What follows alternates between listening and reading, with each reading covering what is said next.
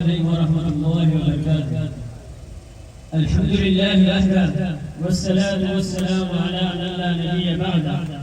أما بعد فأعوذ بالله من الشيطان الرجيم. بسم الله الرحمن الرحيم.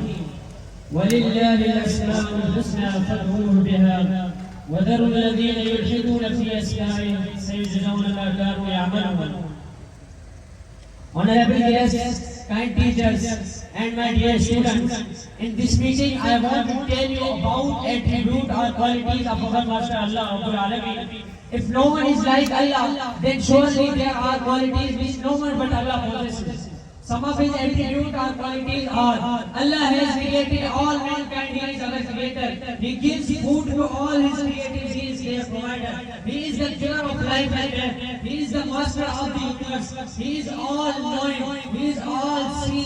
He is all hearing. He is the Almighty. Now it is our duty that we pray only to Allah and trust Him completely. We must be sure that only Allah fulfill all our needs and solve all our problems. If we have complete faith in the power and greatness of Allah, we will fear no one else. It means we always submit to His will and obey Him. Wassalamu alaikum.